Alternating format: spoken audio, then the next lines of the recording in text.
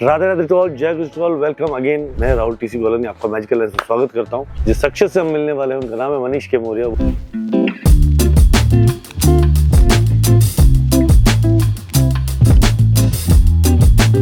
राधे राधे मनीष जी। राधे राधे। पहली बात तो sir very big congratulation to your star Utsav hit show sir. Thank you sir. A successful event in your, that's really amazing. तो मनीष भाई, ये 100 करोड़ का जो फॉर्मूला है इतना इम्पैक्टफुल कैसे काम करता है? कंपाउंडिंग का जो फॉर्मूला होता है उसमें दो चीजें होती हैं इंपॉर्टेंट, एक रेट ऑफ रिटर्न और दूसरा टाइम। लोग क्या करते हैं, पैसा इकट्ठा करते हैं, इन्वेस्ट करते हैं। क्यों? बच्चे की शादी करनी है, बच्चे की पढ़ाई करनी है। मेरा ये कहना है कि वो आप जो कर रहे करते रहिए, बच्चे के बुढ़ापे के लिए, उसके रिटायरमेंट के लिए, जिस दिन वो पैदा हो गया उस दिन से आपने इन्वेस्टमेंट शुरू कर दी। वो जस्ट बी ऑनलाइन मैन। मैं बात कर रहा हूँ सर एक आम आदमी की रिटायरमेंट की, आप बात कर रहे हो उसके रिटायरमेंट के साथ साथ उसके बच्चे की रिटायरमेंट। 60 साल का अगर हम मान लेते हैं फ्रेम कि भाई बच्चा 60 साल में रिटायर हो, सोचिए जिस दिन वो पैदा हुआ उस दिन से लेके 60 साल तक कंपाउंडिंग काम कर रही है, उसके बियॉन्ड भी काम कर रही है। 256 करोड़ रुपए होंगे 15% के हिसाब से। आप 10,000 रुपए महीने का आप इन्वेस्ट करना शुरू करते हैं और भूल जाइए कि वो पैसा एग्जिस्ट करता है, वो आपके बच्चे के लिए ही है। तो हजारों करोड़ की बात है, हजारों करोड़ बनने में कोई बहुत ज्यादा मुश्किल नहीं। यहीं पे आपने 256 करोड़ बना लिया और 10 साल बच्चा रुकेगा तो 1000 करोड़ पहुंच गया। इसकी सैलरी ही समझो 20-25 हजार रुपए, एक नॉर्मल एवरेज सैलरी यहाँ पे। आप 1000 रुपए डाल दो, आप हजार दोनों के नाम से डाल दो और उनके बुढ़ापे के लिए कर दो ना। वो मैं कह रहा हूँ कि चलो 200 करोड़ नहीं बनेंगे, 5 करोड़ बन जाएंगे, 10 करोड़ बन जाएंगे, 10 करोड़ कम थोड़ी होता है। तो क्या होता है ना कि हम उस चीज को नहीं समझ पाते, हम लॉन्ग टर्म का गेम नहीं खेलते। फायर करके एक चीज होती है, फॉलो करता हूँ।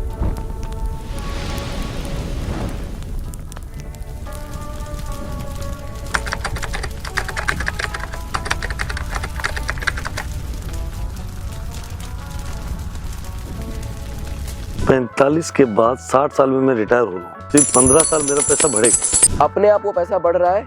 अब ये 45 से 60 की जो जिंदगी है ना, वो आप अपने शर्तों पे जी रहे हैं। अब अगर वो फायर फॉलो करें तो उनको वो एक अपॉर्चुनिटी मिलती है।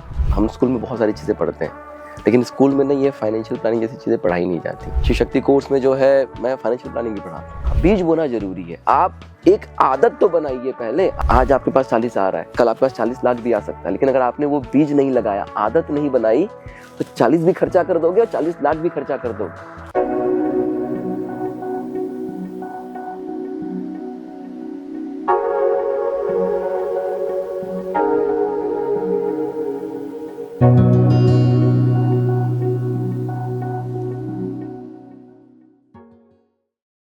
Right, Radhe Radhe to all, जय गुरु टू ऑल, वेलकम अगेन। आज बहुत दिनों बाद हम फिर मिल रहे हैं मैजिकल लेंस पे। मैं राहुल टीसी गोलनी आपका मैजिकल लेंस में स्वागत करता हूं। जिस शख्स से हम मिलने वाले हैं उनका नाम है मनीष के मौर्य। वो एक बहुत अच्छे न्यूमरोलॉजिस्ट, ऑकल्टिस्ट, फाइनेंशियल एडवाइजर और सक्सेसफुल जॉब अपनी कर रहे हैं इंजीनियरिंग की यूएस के अंदर।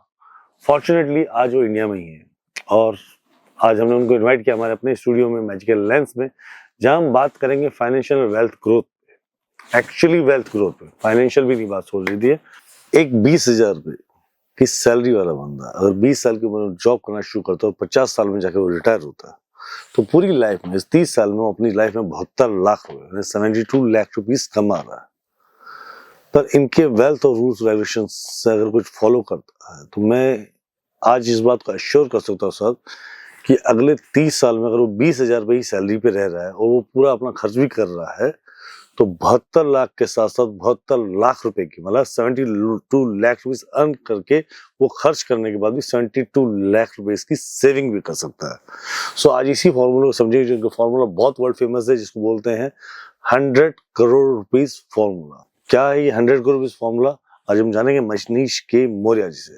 राइट, क्या है ये फॉर्मूला और कैसे फाइनेंस से वेल्थ और वेल्थ से अब बिगर वेल्थ ग्रोथ कर सकते हैं हम लोग, इस बात को जानने के लिए हम बात करेंगे मनीष के मौर्य जी से।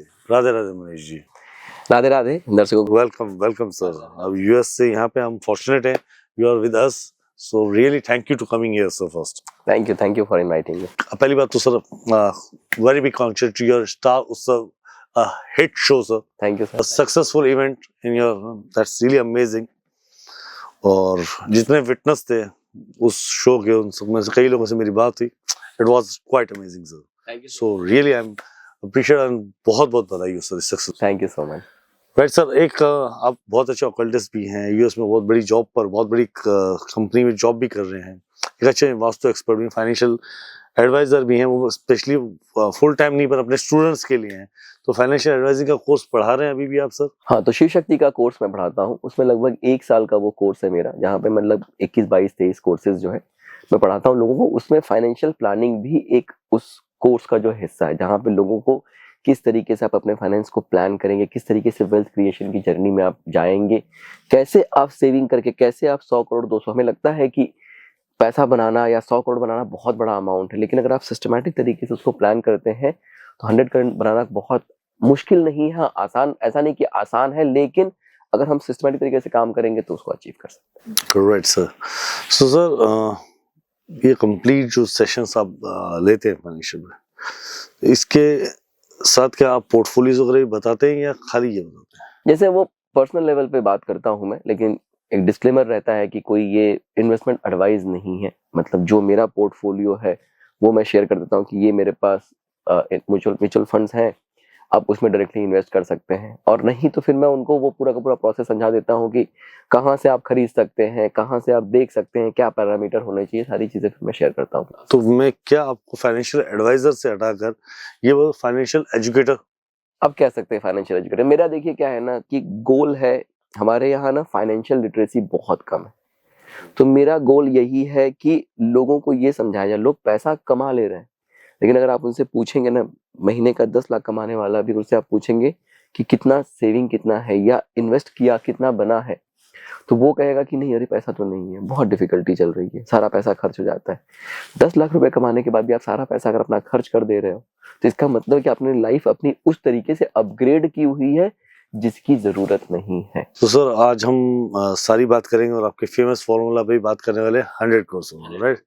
सो इस फॉर्मूला चालू करने से क्या मैं कुछ एक क्वेश्चन सर, ऑकल्ट और फाइनेंस, राइट, दोनों डिफरेंट है। आप इंजीनियरिंग हैं, जॉब करते हैं बहुत बड़ी कंपनी में, और उसका ऑकल्ट से कोई लेना देना नहीं, ऑकल्ट का फाइनेंस से कोई लेना देना नहीं है, फाइनेंस से उस जॉब का कोई लेना नहीं। तो ये तीनों कैसे, मतलब और भी आपके अंदर प्रतिसिद्धाएं हैं, मैं समझ सकता हूँ, और भी बहुत सारे गुण हैं, पर ये तीनों का क्या मिक्सचर आ रहा है सर? देखिए कैसा, ये जो क्वेश्चन आपने पूछा ना कि तीनों कनेक्टेड नहीं है, ये बहुत बड़ी गलतफहमी है लोगों की।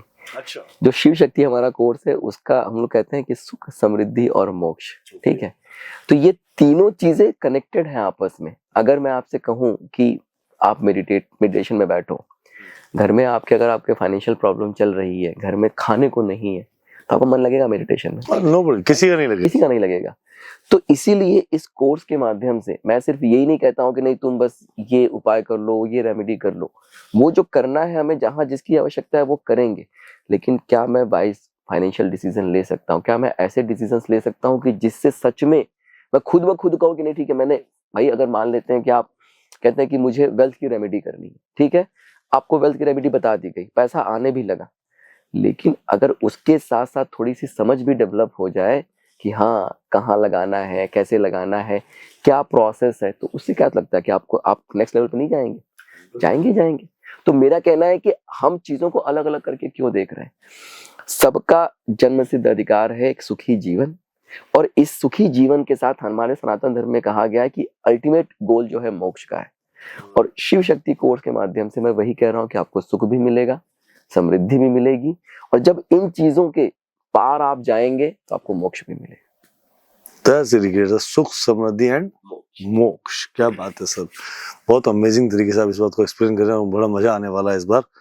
सो सर, शुरुआत करने से पहले कुछ पर्सनल बात है, क्या आपने अपने बच्चे का फ्यूचर सिक्योर कर लिया? देखिए क्या हुआ कि लकली जो है, मैं यूएस चला गया 2 साल पहले, तो मैंने एक टारगेट बनाया था, एक एक्स अमाउंट मैंने डिसाइड किया था कि मेरा बच्चा जिस दिन पैदा हुआ, मैंने उसी दिन से उसके लिए इन्वेस्टमेंट शुरू कर दी, और मेरा टारगेट था कि 20 साल की एज में जब मेरी बिटिया पहुंचेगी तो उसके लिए मैं ये एक्स अमाउंट इकट्ठा कर लूंगा, और ये जो 20 साल में मैं इकट्ठा करूंगा ये उसके रिटायरमेंट के लिए, ये उसके पढ़ाई के लिए, ये उसके शादी के लिए नहीं है, this are short term goals. अब लकली क्या हुआ, महादेव की कृपा है कि यूएस चले गए, तो अब वो एक्सेलरेट हो गया। तो मतलब अब जो चीज मैं 20 साल में अचीव करने वाला था, वो चीज़ मैं अब 10 साल में अचीव कर लूंगा अपनी बिटिया के लिए। तो अब वो 10 साल में मैं उसके लिए एक एक्स अमाउंट मैंने इकट्ठा कर दिया, वो उसका है, उसके बुढ़ापे के लिए, उसके रिटायरमेंट के लिए। अब वहां से उसकी मतलब by the time she is 20 she already है multi crore rupees in her account. ठीक है, उसके नाम से वो पैसा already she was the millionaires. और सोचिए वैसा भी नहीं कि खाली बस पड़ा हुआ है, वो पैसा ग्रो कर रहा है। मैं कहूँ कि उसके नाम से मैंने 1 करोड़ की एफडी कर दी, कुछ नहीं होने वाला है। उस पैसे का ग्रो करना बहुत जरूरी है कि हाँ अब इस 1 करोड़ से 2 करोड़, 2 करोड़ से 4 करोड़, 8 करोड़, 16 करोड़, 32 करोड़ बन रहा है हर दूसरे, चौथे, 5वें साल में, तब जो है वो मल्टी मिलियनर। मतलब मुझे जो मैंने कैलकुलेशन किया था, अब बाय द एज ऑफ 60 वो 1000 करोड़ तक आराम से पहुंच जाएगी। आपने पैसे कोई काम पे लगा दिया। एक एग्जांपल ले लेते हैं, हाइपोथेटिकल फिगर ले लेते हैं कि मान लेते हैं कि बाय द एज ऑफ 10 मैंने उसके लिए 1 करोड़ रुपए इकट्ठा कर लिया, और मैं बोलता हूँ कि 60 साल की एज तक जो है शी विल बी रिटायर्ड। हाँ, मतलब 60 साल की एज में उस ये पैसा यूटिलाइज करेगी, उसके पहले यूटिलाइज नहीं करेगी। ठीक है, अब अगर हम 15% से ग्रो कर रहे हैं तो कितनी बार पैसा ग्रो करेगा? एवरी 5 इयर्स ग्रो होगा, पहली बार तो डबल हो जाएगा। ठीक है, तो मान लेते हैं कि जैसे कि एक हाइपोथेटिकल फिगर लेते हैं कि एक बच्चे के लिए 10 साल में आपने उसके नाम से 1 करोड़ रुपए इकट्ठा कर लिया, तो अब अगर 60 साल की एज तक आप देखेंगे ना, तो लगभग वो पैसा 10 बार ग्रो करेगा एवरी 5 ईयर। अगर हम मानते हैं कि 15% का हमारा रिटर्न है, तो एवरी 5 ईयर पैसा आपका डबल हो जाएगा, और इतनी बार डबल होगा तो कम से कम वो 10 बार डबल होगा। जैसे 10 से 15 हो गया, 15 से 20 हो गया, 20 से 25, 25 से 30, हाँ, उसकी जैसे हर 5 साल बाद एज बढ़ेगी उसका पैसा भी डबल होता जाएगा। राइट। तो अब 1 करोड़ का 2 करोड़ हो गया, 2 का 4, 4 का 8, 8 का 16, 16 का 32, 32 का 64, 128, 256, 512, 1024। मतलब एज ऑफ 60 उसके पास 1000 करोड़ रुपीस होगा। मतलब 45 में भी रिटायर लेती तो भी 150-200 करोड़ है उसके पास है। और सर अगर 250 करोड़ रुपया, 100 करोड़ रुपया आपके पास है, तो ऐसा थोड़ी कि आप 100 करोड़ रुपया एक ही दिन में खर्चा कर दोगे। नहीं भाई, कर करके कितना खर्चा करोगे ना। तो वो पैसा अब आपने ऐसा एक वेल्थ क्रिएट कर दिया उसके लिए, जब 25-50 करोड़ रुपए के ऊपर मामला पहुंच जाता है, तो अब आप उसको खत्म नहीं कर सकते हैं। अब वो जनरेशन टू जनरेशन के लिए हो गया वो पैसा। ठीक है, घर ले लो, बड़ी गाड़ी ले लो, ये ले लो, कितने का मिलेगा घर? अरे 5 करोड़, 10 करोड़ यही होगा ना। 5 करोड़ का घर बहुत बड़ा बढ़िया घर हो जाएगा। 1 करोड़ की गाड़ी ले लो, सबसे महंगी गाड़ी, और क्या 2 करोड़ की गाड़ी ले लो, यही करोगे। क्या करोगे? इसके अलावा क्या खर्चा करोगे? अब आप उसके नाम से ऐसा कुछ वेल्थ क्रिएट करके चले गए कि वो खत्म करके भी खत्म नहीं कर पाई। इसीलिए पूत कपूत तो क्या धन संचय, पूत सपूत तो क्या धन संचय। क्या बात है सर। ये पूत कपूत जो वाले अपने कहावत है, इस पर हम आगे चर्चा करेंगे, पर यहाँ मुद्दे की बात पे आते हैं।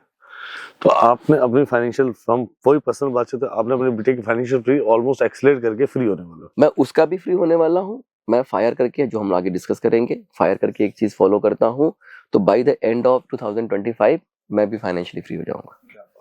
बाय द मतलब मेरा टारगेट था कि लगभग अगले 5-6 साल में मैं होने वाला था, बट फिर वो चीजें एक्सेलरेट हो गई, तो अब by end of next year मतलब मैं फ्री हो जाऊंगा। That's great sir. So sir आज इन सब चीजों पर चर्चा करने वाले हैं, तो प्लीज हम चाहते हैं कि आप हमारी ऑडियंस को बहुत अच्छे से एक्सप्लेन करें, ताकि जो 10,000 रुपये कमा रहा है, 20,000 रुपये महीना कमा रहा है, या 10 लाख रुपए कमा रहा है, उस सब में एक ही दिक्कत आ रही है, इतना कमाने के बाद या इतना कम कमा रहा हूँ तो मैं इतना बड़ा आदमी कैसे बनूं, और मैं इतना सारा कमा रहा हूँ तो पैसा जा कहाँ रहा है, इसको सही जगह इन्वेस्ट क्यों नहीं कर पा रहा हूँ। प्लीज उस पर आज चर्चा करें। Right, so thank you first ones again. तो आप यहाँ हैं तो हम आगे चर्चा की तरफ बढ़ रहे हैं। राइट, तो मनीष भाई ये 100 करोड़ का जो फॉर्मूला है, मतलब इतना इम्पैक्टफुल कैसे काम करता है? मुझे एक्चुअली इस बात को जानने की क्यूरियोसिटी। आप बहुत फेमस हो इस चीज के लिए कि 100 करोड़ का फॉर्मूला आपके फाइनेंशियल क्लासेस में भी हमने सुना, आपके बातों से बहुत बार सुना, हम लोगों ने बहुत बार आपको एडवाइस देते सुना। तो ये है क्या एक्चुअली, और कैसे हो सकता है एक आम आदमी 100 करोड़ पे without any hurdles can reach out over? मतलब जहाँ हम लिख नहीं पाते 100 figures, we can reach it over. Yes yes. So क्या है, प्लीज एक्सप्लेन करें सर। जैसे आप समझिएगा कि कंपाउंडिंग का जो फॉर्मूला होता है उसमें 2 चीजें होती हैं इंपॉर्टेंट, एक रेट ऑफ रिटर्न और दूसरा टाइम। अब रेट ऑफ रिटर्न पे किसी का कोई वो नहीं है, कंट्रोल नहीं है। भाई कितना % आपको रिटर्न मिल रहा है, मार्केट ऊपर जा रहा है, नीचे जा रहा है, कोई कंट्रोल नहीं है। जो टाइम है ना, उस पे कंट्रोल है। तो मैंने ये सोचा कि भाई हम लोग इन्वेस्ट करते हैं, अपने लिए करते हैं, क्या ऐसा कुछ किया जाए कि जब बच्चा पैदा हो पहले दिन से ही जितने दिन इस धरती पे है पूरा का पूरा कंपाउंडिंग का उसको फायदा मिले। सिंपल रूल है। लोग क्या करते हैं, पैसा इकट्ठा करते हैं, इन्वेस्ट करते हैं, क्यों? बच्चे की शादी करनी है, बच्चे की पढ़ाई करनी है। मेरा ये कहना है कि वो आप जो कर रहे करते रहिए, बच्चे के बुढ़ापे के लिए, उसके रिटायरमेंट के लिए, जिस दिन वो पैदा हो गया उस दिन से आपने इन्वेस्टमेंट शुरू कर दी। वो just be online man. Asking, मैं बात कर रहा हूँ सर एक आम आदमी की रिटायरमेंट की, आप बात कर रहे हो उसके रिटायरमेंट के साथ साथ उसके बच्चे की रिटायरमेंट। यस। अब 60 साल का अगर हम मान लेते हैं फ्रेम कि भाई बच्चा 60 साल में रिटायर होगा, सोचिए जिस दिन वो पैदा हुआ उस दिन से लेके 60 साल तक कंपाउंडिंग काम कर रही है और उसके बियॉन्ड भी काम कर रही है।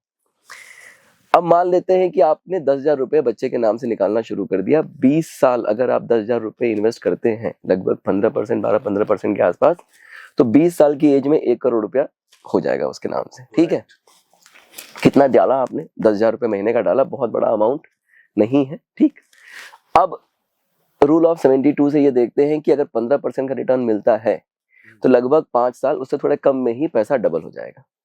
अब 20 साल के बाद ये जो हमारा 1 करोड़ रुपए वो कितनी बार डबल होगा वो देखते हैं। ठीक, तो 20 के बाद 25, 5-5 साल में हो रहा है 25, फिर 30, 35, 40, 45, 50, 55, 60, मतलब 8। Sorry 1 2 3 4 5 6 7 8 time, right? ठीक, तो 8 टाइम उसका पैसा डबल हुआ। अब कितना देखते हैं कितना होता है? 2 करोड़। एक का फर्स्ट 25 पे हो गया, दैट्स 2 CR। हाँ, 2, फिर 4, 8, 16, 32, 64, 128, 128, 55 में ही हो गया उसका, 100 करोड़ का बना लिया उसने। और उसके बाद 256 करोड़।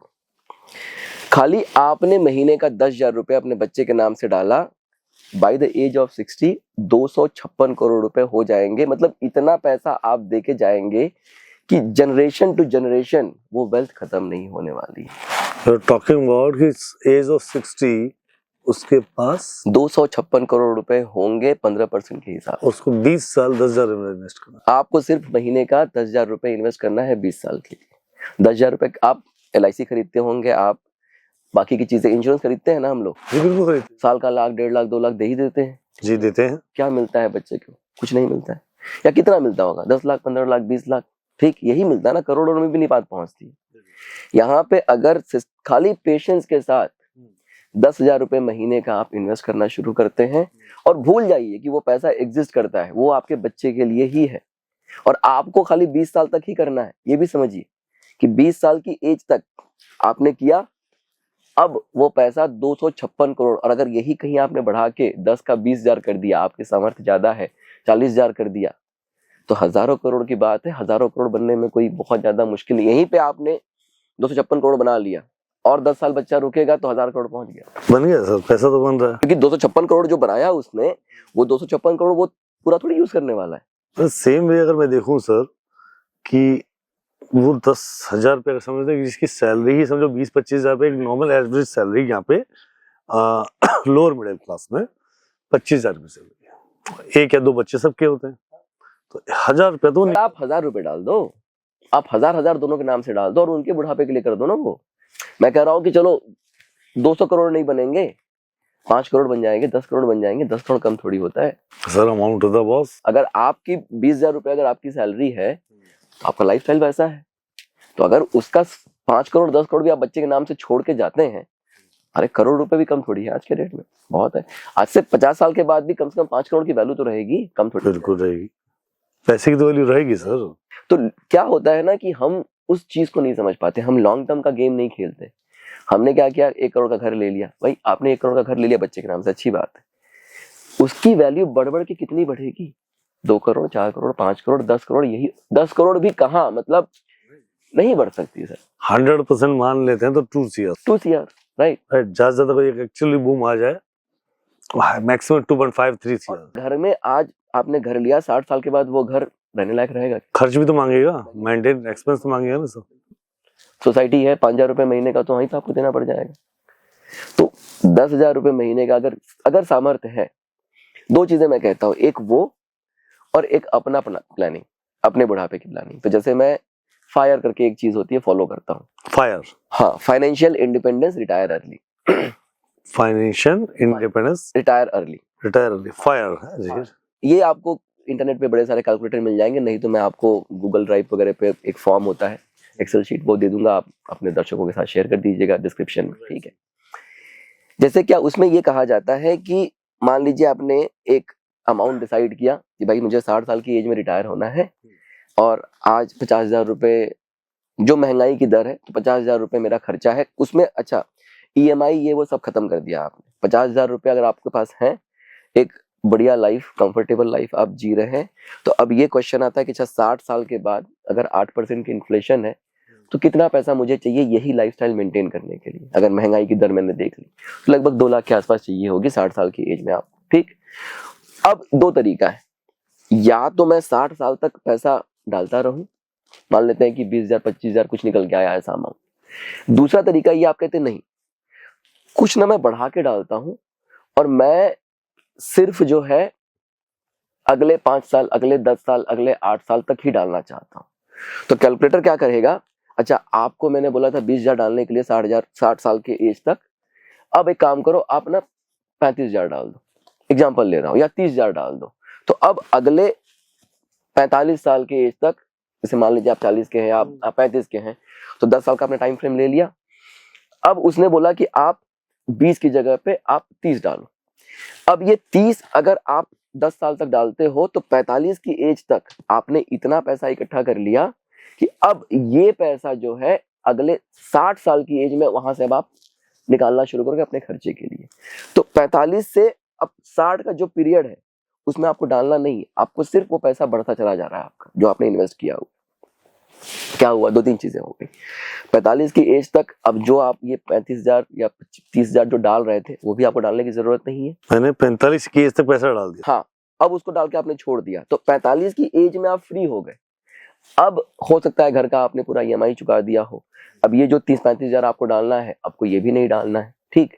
तो अब आपके पास पैसे दिखने लगे अच्छे खासे। अच्छा, अब आप मान लीजिए आपकी जॉब में आपका मन नहीं लगता है, आप चाहते हैं कि कुछ नया मुझे ट्राई करना है, तो अब आपने अपना बुढ़ापा सिक्योर कर लिया, रिस्क फ्री कर लिया, ठीक। अब अगर महीने का आप 1 लाख कमाते हैं तो भाई ये 35,000 के खर्चे तो कम हो गए ना, लाइबिलिटी अगर होगी तो खत्म हो गई। तो हो सकता है कि महीने का 40,000 50,000 भी कमाए तो मेरा काम चल जाएगा।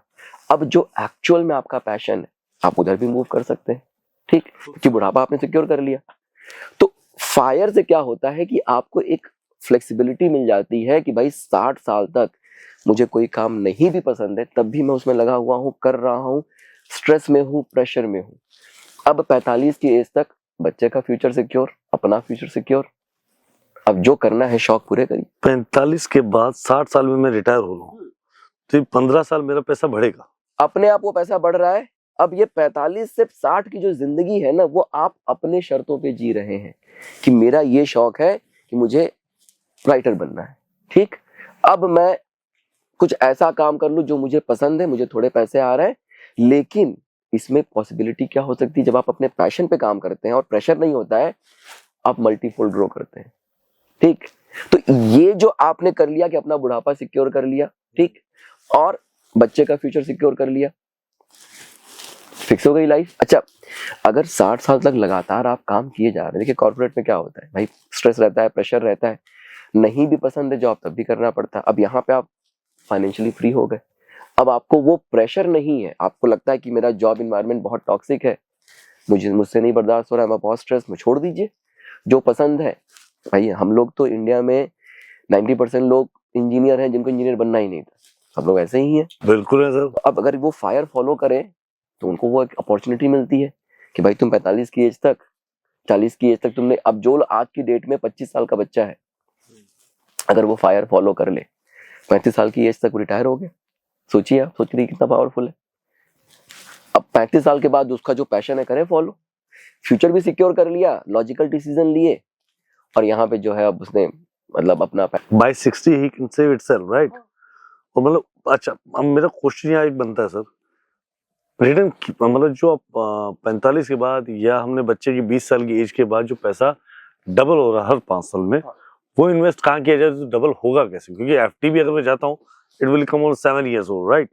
7 से 7.5 साल, 8 साल भी मांग लेते हैं आजकल, तो 5 साल में तो डबल होगा नहीं, तो रिटर्न 12% 15% किस चीजों में मिले? देखिए बिल्कुल सही बात है। क्या होता है नॉर्मली हम लोग क्या सोचते हैं ना कि हम लोग एफडी में पैसा डाल दें, एक्चुअली ये थॉट है नहीं सर एफडी का, ये थॉट एक्चुअली थोपा गया है ना, क्योंकि आपको सेफ मतलब रहना है, और सिक्योरिटी के चक्कर में शेयर मार्केट में पैसे डाल दूंगा तो मेरे पैसे वो ना हो जाए, ये ना हो जाए, ठीक है।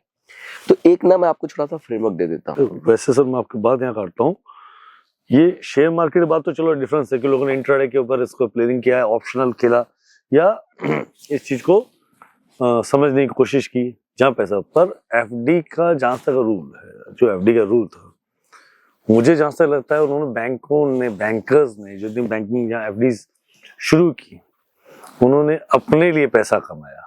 हाँ बिल्कुल बिल्कुल। तो मुझे तो लगता है ना ये बैंकिंग ने एफडी का जो रूल बनाया था ना, वो उनको फंडिंग चाहिए थी बैंकों को, पर लोगों से पब्लिक का पैसा लेके खुद उन्होंने पैसा बनाया, फिर उसका 3 साल पैसे को और एक्स्ट्रा यूज करके उनको डबल करके दिया, तो खुद उन्होंने 1.5 गुना 2 गुना 3 गुना बनाया होगा शायद। I think so they are invested out of India market, right? बिल्कुल, वो भी वही कर रहे हैं, सही बात। सर क्या होता है ना कि जैसे अच्छा मुझे लगता है ना ये चीजें हम स्कूल में बहुत सारी चीजें पढ़ते हैं, लेकिन स्कूल में ना ये फाइनेंशियल प्लानिंग जैसी चीजें पढ़ाई नहीं जाती। एक छोटी सी किताब अगर आदमी वो, जैसे हम लोग शिव शक्ति कोर्स पढ़ाते हैं, शिव शक्ति कोर्स में जो है मैं फाइनेंशियल प्लानिंग भी पढ़ाता हूँ, ठीक है। ऑकल्ट का सब्जेक्ट है, ऑकल्ट की चीजें हम लोग पढ़ाते हैं, लेकिन साथ में मैं फाइनेंशियल प्लानिंग पढ़ाता हूँ। क्यों?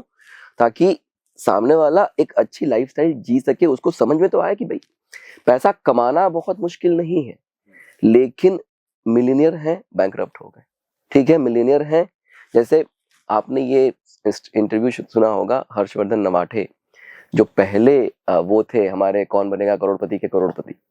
उन्होंने पता क्या बोला था कि मेरे जीवन का जो सबसे खराब जो घटना हुई है वो है कि मैं करोड़पति बना। क्यों? हाँ, उनका इंटरव्यू कभी सुनिएगा आप, उनका कहना था कि मेरे जीवन की सबसे बड़ी जो घटना हुई है वो ये हुई है कि मैं करोड़पति बना। कैसा लग रहा है सुन के? अजीब है सर, क्योंकि क्यों पता है? क्योंकि उनको फाइनेंशियल लिटरेसी नहीं थी। 1 करोड़ रुपए मिल गए, उस पैसे को इन्वेस्ट करना कभी नहीं सीखा, उस पैसे को सही डायरेक्शन में कि हम कैसे वेल्थ क्रिएट करें कभी नहीं सीखा। पैसा आया, यहाँ खर्चा, अपने एक्सपेंसेस बढ़ा दिए, ये खर्चा कर लिया, वो अच्छा 2 चीजें कर ली उन्होंने। एक तो पैसा आया, अपने एक्सपेंसेस बढ़ा दिया, लाइफस्टाइल अपग्रेड कर ली, ठीक।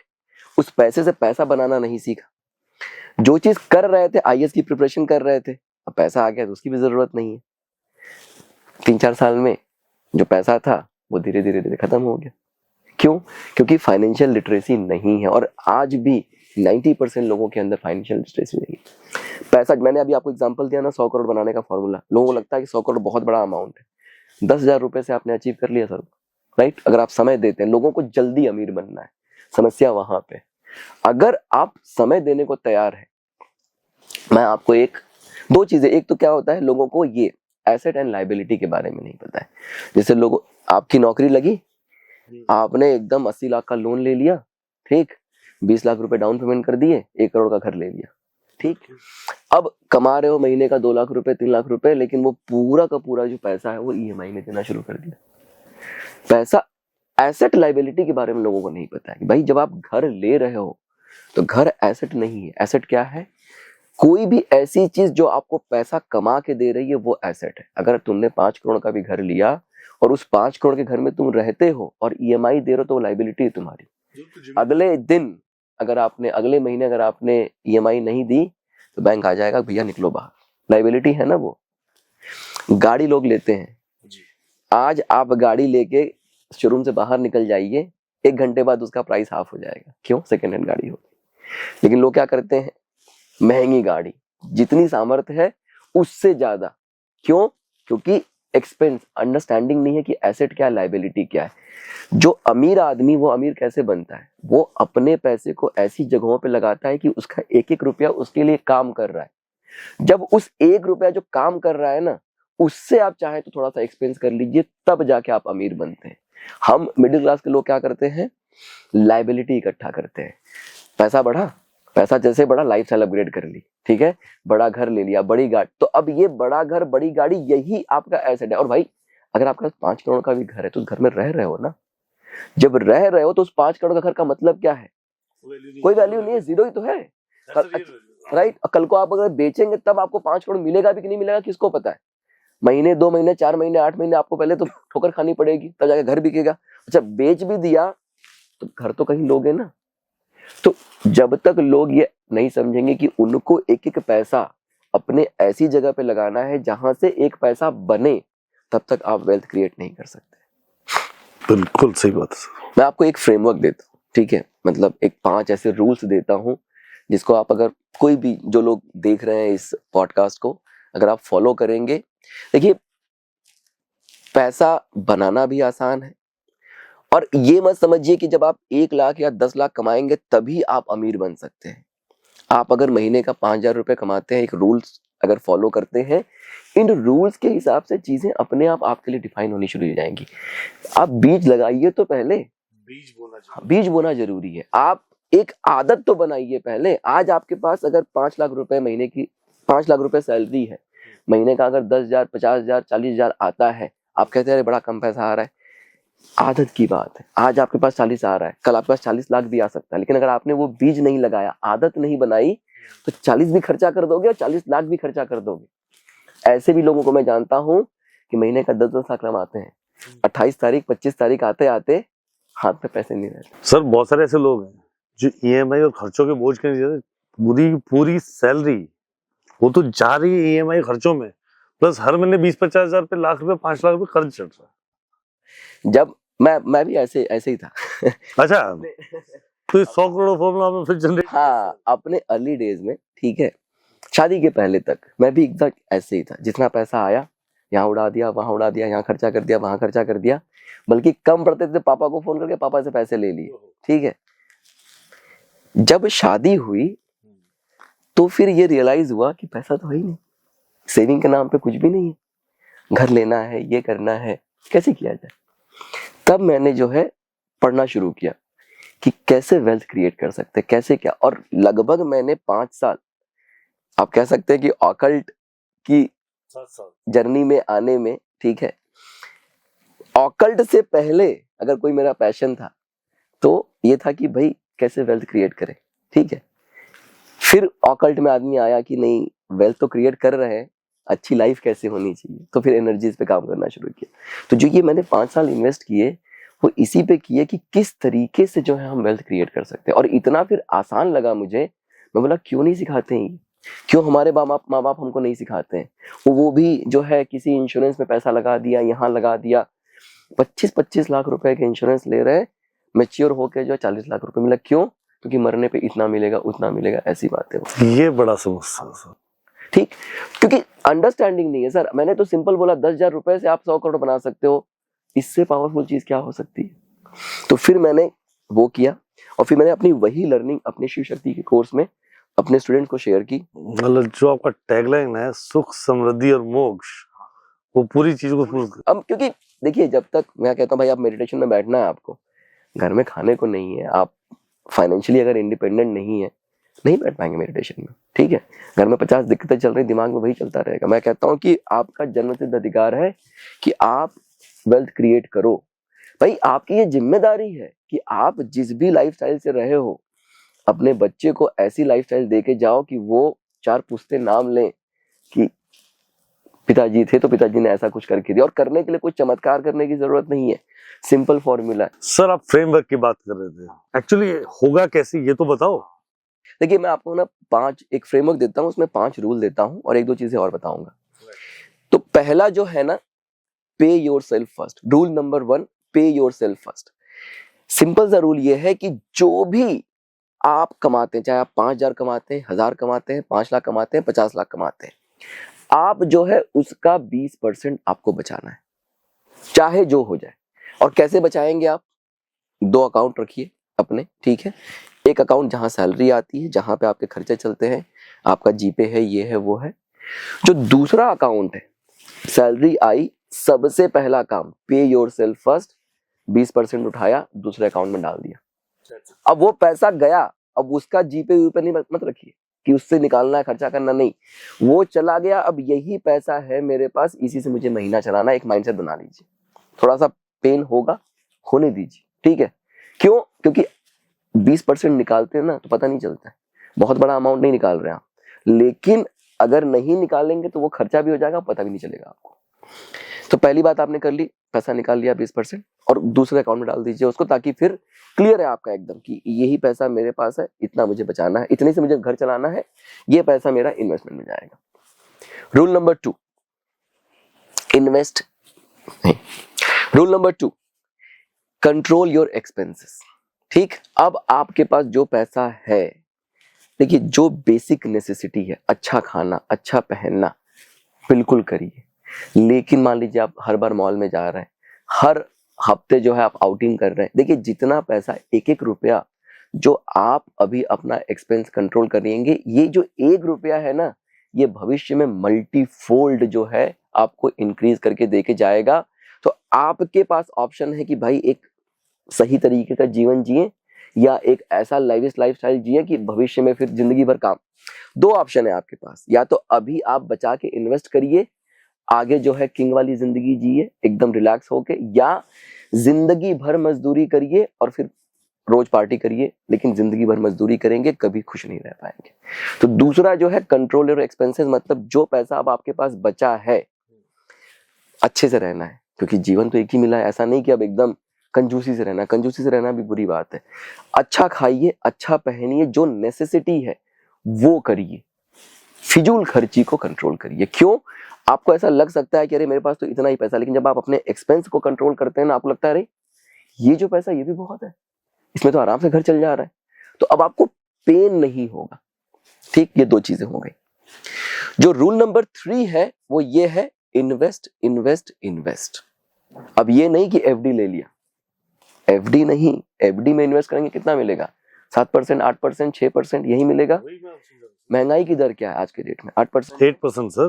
तो सर अगर आपको 6% मिल रहा है, 2% से आपके पैसे की वैल्यू तो डिप्रिशिएट ही हो रही है। बिल्कुल हो रही है सर। गरीब हो रहे हो, आपको लग रहा है कि आप बना रहे हो, लेकिन at the end of the day buying power क्या है उसकी? नहीं, गड़बड़ है सर। एक्चुअली होगा क्या, मैं आज 50,000 लगाऊं, अगर मैं 8% लेता हूँ, उसमें 10 साल बाद 20 साल 50 तो 2 लाख रुपए खर्च बढ़ गया है। जबकि उसका मैं उतने समय में तो उतना पैसा उतना डबल, बाइंग पावर ही खत्म हो गई, मतलब पैसा आपका डिप्रिशिएट हो गया, डेप्रिशिएट हो रहा है। एक्चुअली एफडी डेप्रिशिएट कर रही है।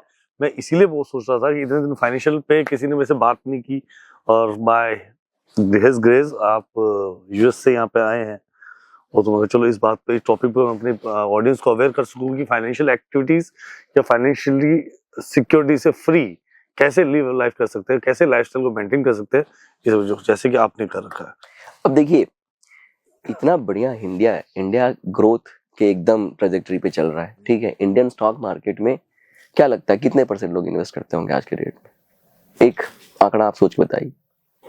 10% लोग तो होंगे सर। 10% भी नहीं, 5% लोग भी जो है इन्वेस्ट नहीं करते हैं हिंदुस्तान में। ठीक है, सोचिए आप, 2 चीजें होने वाली हैं। एक तो कंट्री इतनी ग्रो कर रही है, इंडिया एक ऐसा स्टॉक मार्केट है कि जहां पे आपको 20 से 25% का रिटर्न भी आराम से मिल जाता है, खाली म्यूचुअल फंड में इन्वेस्ट करके। 2, 4, 5 अच्छे म्यूचुअल फंड उठाइए, महीने का एक SIP बनाइए, डालना शुरू कर दीजिए, भूल जा। अच्छा बता, मैं कैसा, मेरा माइंडसेट क्या था? पैसे तो तभी नहीं बचाता था मैं, सारे खर्चे ही होते थे। तो मैं ये मान के चलता हूँ कि जो मैं डाल रहा हूँ वो तो वैसे भी खर्चे ही हो रहे थे, तो अगर मैं डाल रहा हूँ बढ़ गया तो बहुत अच्छा, नहीं बढ़ा तो यार तो वैसे भी खर्चे हो रहे थे। ठीक है, और रिस्क 0 है किसी भी, मतलब 12 से 15% रिटर्न तो कहीं गया ही नहीं, और सारा कैलकुलेशन हम लोग 12 से 15% पे ही करते हैं। और 20 से 25, आज पर्सनली मैं 23% CAGR पे बैठा हुआ हूँ, और कोई मैंने ऐसा कोई स्पेशल वो नहीं किया है, सिर्फ पैसा लिया, एक SIP बना दिया है। बस मेरा काम इतना है कि पैसा, मेरा सैलरी मेरी आई, उठाया, इन्वेस्टमेंट अकाउंट में मैंने डाल दिया। अब वहां से वो SIP कट रहा है, अपने आप कट रहा है, मुझे कोई टेंशन नहीं, कुछ सोचना नहीं है, और धीरे धीरे धीरे धीरे वो पैसा पहाड़ बनते चला जा रहा है। ठीक है, हमने क्या किया, एक एक्सेल शीट में मेंटेन कर लिया कि भाई मेरा टारगेट कितना है, क्या मैं उस टारगेट पे पहुंच रहा हूँ, नहीं पहुंच रहा हूँ। और कोई रॉकेट साइंस है ही नहीं, स्पेशली यूएस जैसे मार्केट में 8%, 10% रिटर्न पाने में जोर लग जाता है। यहाँ पे 12%, 15% मिले जा रहा है। अच्छा, अभी 5% भागीदारी है लोगों की, खाली ग्रोथ छोड़ देते हैं, कंट्री कहाँ जा रही है, यही भागीदारी 25% हो गई, डिमांड की वजह से अपने आप मार्केट ऊपर चला जाएगा। कहाँ बैठे हुए हैं लोग, क्या सोच रहे हैं, आप समझ रहे हैं मेरी बात? तो इंडिया में जितने लोग बैठे हैं उनके लिए तो समझ लीजिए, इंडिया इज गोल्ड, सोने की चिड़िया। और 12% 15% तो कहीं नहीं गया है। तो आप इन्वेस्ट करिए, SIPs करिए, बहुत अच्छे सिंपल अच्छे म्यूचुअल फंड है, बहुत सारी वेबसाइट्स है, जैसे मैं यूज करता हूँ वैल्यू रिसर्च करके एक वेबसाइट है, हाँ वैल्यू रिसर्च online.com करके जाइए, वहाँ पे म्यूचुअल फंड में जो टॉप के आपको म्यूचुअल फंड दिखते हैं वहाँ पे रेटिंग्स होती हैं, उठा के 3-4 डाल दीजिए, पैसे खत्म, कोई टेंशन ही नहीं, कुछ मत, कोई टेंशन लेना ही नहीं है, 4-5 आपने उठाए उसमें डाल दीजिए, ठीक है। 2-4-5 वीडियोस देख लीजिए यूट्यूब पे, आपको समझ में आएगा म्यूचुअल फंड काम कैसे करता है, इन्वेस्ट कैसे करना है। आजकल तो सारी चीजें अवेलेबल है यूट्यूब पे, समझ लीजिए, एक अपना पोर्टफोलियो बनाइए, पैसा डालना शुरू कर दीजिए। अब ये 3 चीज मैंने बता दी सबको, लेकिन जल्दी अमीर बनना है, पेशेंस किसी के पास नहीं है, ठीक है।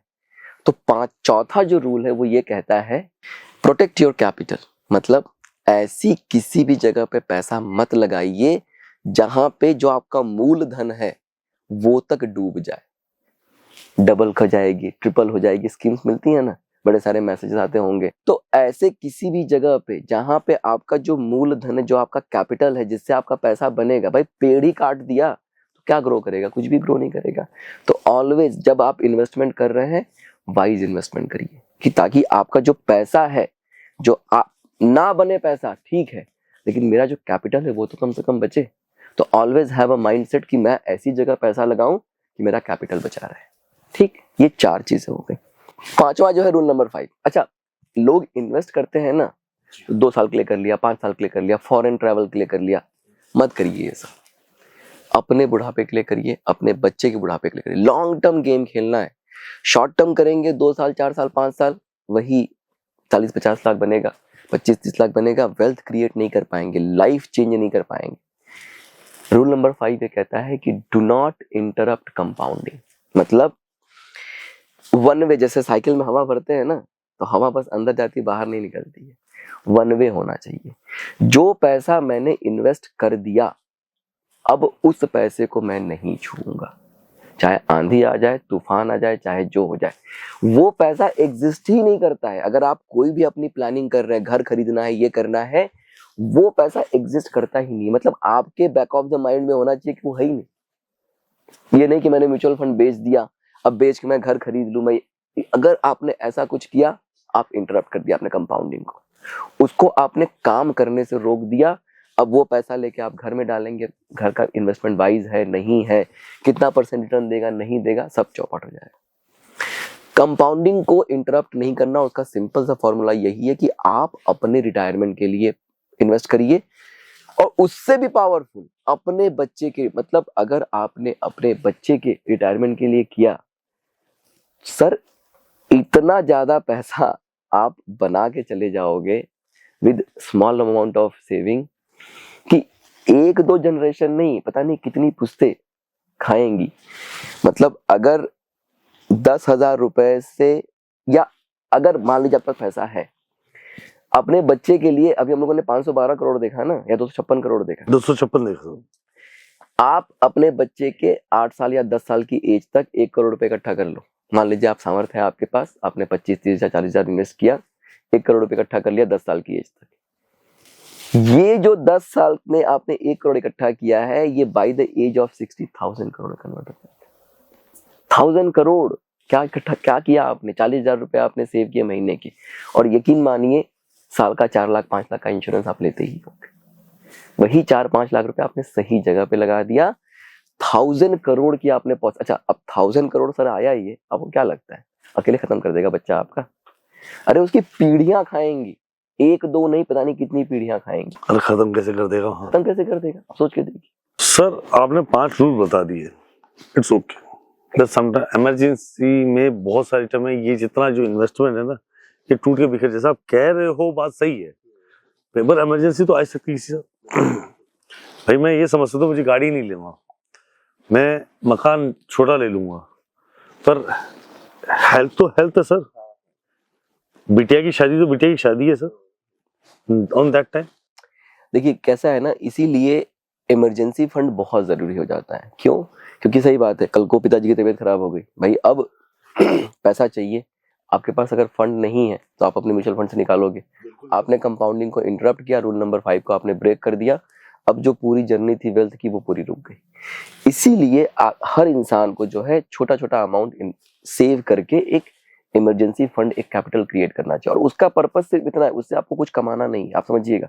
इमरजेंसी फंड का पर्पस सिर्फ इतना है कि जब जीवन में अगर कोई ऐसी सिचुएशन आती है, इमरजेंसी आती है, तो मेरे पास एक लमसम अमाउंट पड़ा है, उसको मैं यूटिलाइज कर लूंगा और जो मेरा चल रहा है, जैसा चल रहा है, उसको मैं डिस्टर्ब नहीं कर रहा हूँ। तो 1 लाख रुपए, 2 लाख रुपए, 4 लाख रुपए, 5 लाख रुपए, एक आप धीरे धीरे उसको बिल्ड करिए। जरूरी नहीं कि आपको पहले दिन ही बिल्ड करना। इनफैक्ट मैं हमेशा ये कहता हूँ कि अगर आप इन्वेस्टमेंट शुरू कर रहे हो, उस इन्वेस्टमेंट की जर्नी को शुरू करने से पहले अपने इमरजेंसी फंड को बिल्ड कर लो। जैसे 1 लाख का एक टारगेट बनाइए कि मुझे पहले 1 लाख रुपए इमरजेंसी फंड बना लेना है, ठीक।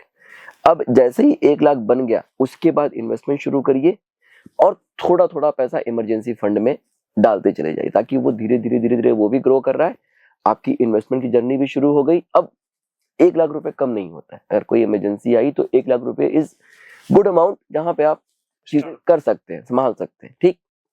ये एक चीज हो गई। अच्छा, फिर भी होता है कि भाई कहीं मेडिकल एक्सपेंसेस आ गए, तो अब इंश्योरेंस पे आते हैं। लोग क्या करते हैं कि लोग इंश्योरेंस खरीदते हैं, ठीक है, और इंश्योरेंस खरीद के उनको लगता है कि वो इन्वेस्टमेंट कर रहे हैं। So sir emergency fund, sir coffee भी आ गई, पहले कॉफी लेते फिर इंश्योरेंस पे बात करते हैं, प्लीज। थैंक यू दादा, thank you, right, that's really great sir, thank you sir, thank you दादा। आप बात कर रहे थे इंश्योरेंस पे सर। तो देखिए, लास्ट एक चीज और समझाता हूँ कि अब इमरजेंसी फंड की बात होगी, आपने इमरजेंसी फंड जो है प्रॉपर तरीके से क्रिएट कर लिया ताकि भविष्य में कोई इमरजेंसी हो तो उसको आप टैकल कर सके। इंश्योरेंस पे थोड़ी बात करते हैं। वो इसलिए इंश्योरेंस पे बात करते हैं क्योंकि नॉर्मली लोगों को क्या लगता है कि वो अगर कोई इंश्योरेंस ले रहे हैं तो वो इन्वेस्टमेंट क्रिएट कर रहे हैं। इंश्योरेंस है क्या, उसका पर्पस क्या है, वो समझना जरूरी है। तो इंश्योरेंस का पर्पस सिर्फ इतना है कि भविष्य में कोई ऐसी लायबिलिटी आए जो बहुत बड़ी हो, उसको आप नॉर्मल तरीके से टैकल नहीं कर पाते हैं, तो उसको संभालने के लिए इंश्योरेंस आपका काम आता है। जैसे मान लीजिए एक फैमिली है, 50 लाख का घर ले रखा है, 50 लाख रुपए लोन ले रखे हैं, ठीक है। अब हस्बैंड किसी रीजन से उनकी मृत्यु हो गई, तो अब ये जो 50 लाख का लोन है जो कौन चुकाएगा, वो डायरेक्टली वाइफ के ऊपर आ गया या परिवार के ऊपर आ गया। अब let's say even if wife is working, तब भी उनके लिए बहुत बड़ा अमाउंट है। तो हम क्या करेंगे उस केस में, उस सिनेरियो में आपने जैसे इंश्योरेंस ले लिया, तो टर्म इंश्योरेंस करके एक चीज होती है कि जहां पे आप को एक बहुत बेयर मिनिमम अमाउंट देना पड़ता है, जैसे साल का 10,000 रुपए, 15,000 रुपए, लेकिन वो इन केस ऑफ डेथ या ऐसे किसी सिनेरियो में आपको 1 करोड़ रुपए, जैसे 1 करोड़ का अगर इंश्योरेंस आप लेना चाहें टर्म इंश्योरेंस, तो आई थिंक 8-10 हजार रुपए का एक उसका एक वो है। अच्छा, लेकिन वो 8-10 हजार रुपए आपको अगर आप जीवित रह गए तो फिर आपको मिलेंगे नहीं वो 8-10 हजार रुपए वो। लेकिन आप सोच के देखिए कि 8-10 हजार रुपए आप दे के अगर आपको कोई ये अश्योरिटी दे रहा है कि आपको 1 करोड़ रुपए मिलेंगे अगर आप नहीं रहेंगे, कितना बड़ा एडेड एडवांटेज है परिवार के लिए। अगर मान लीजिए 50 लाख का लोन है, तो अगर कुछ हुआ और 1 करोड़ अगर वाइफ को मिल गया तो 50 लाख रुपए उन्होंने लोन भी चुका दिया और बाकी का 50 लाख उनको सपोर्ट करेगा। भाई अब नहीं है आदमी, उसकी कमी तो रहेगी, लेकिन कम से कम जो सपोर्ट है, जो प्रॉब्लम आनी थी फाइनेंशियली भी, वो नहीं आएगी। तो अगर आप इंश्योरेंस लेते हैं तो टर्म इंश्योरेंस ये मस्ट है, स्पेशली अगर आपके पास लायबिलिटी है तो।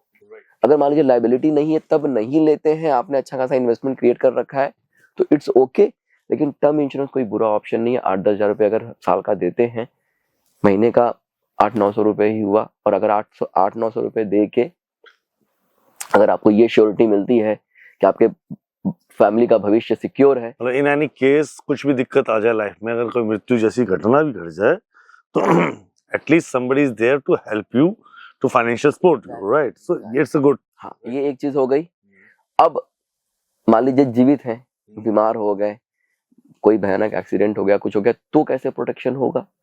या कोई बड़ी बीमारी हो गई तो मेडिकल इंश्योरेंस, 5 लाख 10 लाख रुपए का मेडिकल इंश्योरेंस ले लीजिए, साल का 15-20 हजार रुपए जाएगा, 25 हजार रुपए जाएगा, और पूरे परिवार का ले लीजिए, सिर्फ अपना ही नहीं, अपना, पत्नी का, अगर बच्चे हैं सबका ले लीजिए। क्यों? क्योंकि कभी कोई ऐसी मेडिकल इमरजेंसी आ गई जहां पे सच में 15-20 लाख रुपए खर्च करने पड़े, तो अब आप प्रोटेक्टेड। तो ये अब देखिए 3 चीजें कर लिया आपने, आपका जो कैपिटल आपने ग्रो करने के लिए लगा दिया, अब उसको बचाने के लिए 3 चीजें कर लिया आपने। एक, आपने इमरजेंसी फंड बना लिया, शॉर्ट टर्म कोई प्रॉब्लम आई, आपने जो है टर्म इंश्योरेंस कर लिया या इंश्योरेंस कर लिया, ताकि टर्म इंश्योरेंस क्यों, ताकि आपका भविष्य सिक्योर रहे, अगर आप नहीं भी हैं परिवार को दिक्कत ना हो। और तीसरा, आपने मेडिकल इंश्योरेंस लिया कि अगर आप हैं और कोई बड़ा खर्चा, मेजर खर्चा आ रहा है तो वो आपके इमरजेंसी फंड को भी डिस्टर्ब ना करे, आपका वो कॉस्ट जो है कवर वहीं से कवर हो जाए। अब ये अगर पूरा का पूरा, मैंने आपको 5 रूल बता दिए, 3 ये चीजें बता दी, एसेट लायबिलिटी बता दी, अगर आप ये पूरा का पूरा फॉलो करते हैं तो आप एक तरह से धीरे धीरे उस फाइनेंस की जर्नी को शुरू कर सकते हैं। अपनी फाइनेंशियल प्लानिंग करिए कि तीनों चीजें सिक्योरिटी फ्री हो गए। अब अगर आपने ये छोटा सा फॉर्मूला फॉलो कर लिया, साथ में बच्चे की फाइनेंशियल प्लानिंग, अच्छा कभी भी आप इन्वेस्टमेंट करिए तो कहते हैं ना गोल बेस्ड इन्वेस्टिंग, मतलब जब भी आप इन्वेस्टमेंट कर रहे हैं ये नहीं कि 4 साल 5 साल 6 साल के लिए कर लिया, बस लगा दिया, किसी ने बोला मैंने एसआईपी में पैसे लगा दिए, म्यूचुअल फंड पैसे लगा, नहीं। अगर आपका टारगेट फिक्स है जी कि मतलब हाँ मुझे 25 साल की एज तक मुझे 1 करोड़ रुपए चाहिए, आपने कैलकुलेटर यूज किया, आपने देखा कि महीने का 50,000 25,000 ये डालना है, 1 करोड़ इकट्ठा हो जाएगा, ठीक। अब उस कैलकुलेटर के हिसाब से मान लीजिए एवरी ईयर आप उसको रिव्यू करते हैं कि मैं कहाँ जा रहा हूँ, जो मैं पैसे डाल रहा हूँ क्या वो सही ग्रो कर रहा है कि नहीं कर रहा है। मान लेते हैं कि पहले साल उसको 10 लाख होना चाहिए, अगले साल उसको 20 लाख होना चाहिए, सिंपलिसिटी के सेक से। अब अगर वो 20 लाख पहुंचा हुआ है, अब मार्केट गिरे मार्केट उठे, आपको फर्क पड़ता है क्या भाई? You are achieving your target. तो अगर आप अपना टारगेट अचीव कर रहे हो तो आप तो राइट ट्रैक पे हो ना, आपको जिस तरीके से आपने जो प्लानिंग की है वो आप अचीव करने वाले हो। अब मार्केट ऐसे होता है ना, सुनते हैं अरे मार्केट बहुत गिर गया, बहुत लाल हो गया। Doesn't matter, if I am able to achieve my target, तो मार्केट गिरे मार्केट नीचे जाए ऊपर जाए। जब आप एसआईपी करते हैं जी, अगर मार्केट गिरता है तो एसआईपी में क्या होता है, म्यूचुअल फंड में क्या होता है, यूनिट्स मिलते हैं आपको। तो जैसे एक यूनिट का एक प्राइस है, जैसे म्यूचुअल फंड में कैसा होता है, थोड़ा सा एक्सप्लेन करता हूँ म्यूचुअल फंड भी, कि वहां पे यूनिट चलता है, जैसे एक यूनिट का प्राइस 10 रुपए है, ठीक। अब अगर मार्केट ऊपर जा रहा है, एक यूनिट का प्राइस बढ़ के 12 रुपए हो गया, ठीक। अगर 10 रुपए आप अगर 100 रुपए लगा रहे हैं तो क्या हो गया, आपको 10 यूनिट मिलेगा, ठीक। अगर 12 रुपए हो गए तो क्या हो गया, 8-9 यूनिट के आसपास आएगा, 8 साढ़े 8 यूनिट के आसपास आएगा। तो अब आपको यूनिट कम मिला। जब मार्केट गिरता है तो ये 10 रुपए का जो यूनिट प्राइस है वो 8 रुपए अगर हो गया तो अब आपको क्या हुआ, 12 यूनिट मिला। तो ये अपने आप एवरेजिंग होते चली जाती है। जब मार्केट गिरा तब भी आप फायदे में है, मार्केट उठा तो आपके पास ऑलरेडी 50-100 यूनिट है, वो भी आपका बढ़ रहा तब भी आप फायदे में। तो एसआईपी सबसे सही तरीका है मार्केट में पैसा लगाने का। क्यों? क्योंकि मार्केट को कभी कोई ट्रैक नहीं कर सकता कि नहीं इतने दिन में ही गिरेगा, उतने दिन में ही गिरेगा, ठीक। आपने एसआईपी कर दिया, एक पैसा अपने आप वो पैसा जाने लगा, पता चला आपने एसआईपी नहीं किया, हर महीने 2 लाख लगाने हैं, अगले महीने ट्रेवल करने लगे, रह गया, अगले महीने बहुत काम आ गया, बिजी हो गए, रह गया। तो एसआईपी बहुत जरूरी है। और एसआईपी से क्या होता है, एवरेजिंग होने लगती है धीरे धीरे धीरे धीरे। तो वो एवरेजिंग का भी आपको फायदा मिलता है। मार्केट ऊपर जा रहा है, नीचे जा रहा है, डजंट मैटर। मार्केट नीचे गया तब भी आप खुश कि मुझे यूनिट ज्यादा मिल रहे हैं, मार्केट ऊपर गया तो मेरे पास जो यूनिट है उनकी वैल्यू बढ़ रही है। और लास्ट कि भैया मार्केट ऊपर जाए नीचे जाए, अगर मेरा टारगेट फुलफिल हो रहा है तो आई एम हैप्पी, क्योंकि मैंने जो प्लान किया वो प्लानिंग पे मैं सही तरीके से चल रहा हूँ। Great sir, great, it's really amazing way you explain us. So assets liability clear कर दिया हमने, तो 100 करोड़ का फॉर्मूला बता दिया, 5 फ्रेमवर्क ऑफ रूल्स बता दिए, 3 उनको भी फ्रेमवर्क्स को कैसे सिक्योर किया जाए ये बता दिया आपने हमें। अब इसके अंदर जैसे आपने शुरुआत किया 10,000 से, कोई 1,000 वाला भी कर सकता है, कोई 2,000 से कर सकता है, कोई 50,000 भी कर सकता है, जैसे उसकी चॉइस। हाँ बिल्कुल, मैं कह रहा हूँ कि जो व्यक्ति 20,000 रुपए कमाता है तो उसकी लाइफस्टाइल फिर 20,000 रुपए वाली है ना, राइट। तो उसके लिए 20,000 रुपए जो है उसमें वो 10,000 का खर्चा, घर खर्चा चला रहा है। कोई अगर 5 लाख कमाता है तो उसकी लाइफस्टाइल वैसी है। तो जरूरी नहीं कि आप आज 20,000 कमा रहे हो तो कल जिंदगी भर 20,000 ही कमाओगे। भाई कभी कोई जॉब नौकरी शुरू करता है 15-20,000 से 25,000 से ही शुरू करता है, लेकिन फिर वो लाखों में पहुंचता है। तो आप अगर 25,000 से शुरू किया तब भी 20%, 5 लाख पे गए तब भी मिनिमम 20% है ये। ऐसा नहीं कि अब 5 लाख मिल रहा है तो 20% निकाल के और 4 लाख रुपए खर्चा कर, नहीं, मिनिमम 20%। अगर आपकी सामर्थ्य ज्यादा की है लेकिन जीवन एक ही है, तो यही नहीं कि आप 50% इन्वेस्ट कर दूं अब पूरा का पूरा कंजूसी से रह रहा हूं, वो भी सही चीज नहीं।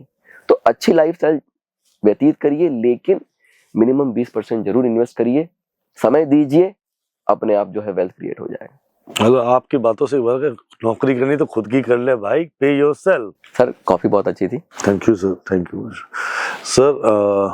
अब एक क्वेश्चन यहाँ बहुत है ना, सॉलिड क्वेश्चन बनता हूँ। आपने बोला इंश्योरेंस लिया हमने, सिक्योर किया, 500 फ्रेमवर्क यूज किया हमने, 512 करोड़ बना भी लिया। पर एक्चुअली एक पोजीशन बताओ कि मान लेते हैं एक व्यापारी, एक बिजनेसमैन लाख रुपया कमा रहा है, उसमें से आप बोलते हो 20% निकाल रहे, 20% निकाल के वो क्या करेगा? इन्वेस्ट करेगा, फ्रेमवर्क में इन्वेस्ट कर देगा, as per the framework, right. Rules और रेगुलेशन इन्वेस्ट हो गया। पर वही 20,000 रुपये जब अगर वो बिजनेस में डालता है तो उसके फिर वो 50,000 बना रहा है। बिल्कुल सही बात है। इट्स अ गुड और दैट इज गुड, प्लीज। देखिए कैसा होता है ना कि हमेशा हमें अपने ना इन्वेस्टमेंट को डाइवर्सिफाई करना चाहिए, ठीक है। ऐसे लोगों को मैं जानता हूँ, केस स्टडी है मेरे पास, जहाँ पे बिजनेस में बहुत अच्छा कर रहे हैं लेकिन अपने आप को बहुत ज़्यादा पैसा कभी दिया नहीं, 40-50 हज़ार रुपये सैलरी ले ली, ठीक है। ऐसे व्यापारी करते हैं, भाई सब तो मेरा ही है। अच्छा, अगर इंडिविजुअली अगर आप अकेले काम करें तो भी व्यापार को ठीक है, कोई डिस्प्यूट नहीं है, कोई दिक्कत नहीं है। जब आप कहीं पार्टनरशिप में काम कर रहे हैं, अब आपका सारा पैसा उसी बिजनेस में फंसा हुआ है, मान लीजिए कल को डिस्प्यूट हो गया। अब जब डिस्प्यूट हुआ, भले आपके पास 8-10 करोड़ उस बिजनेस में हो, घर है, प्रॉपर्टी है, ये है बिजनेस की, लेकिन अब तो फंस गया ना 10 करोड़ रुपए।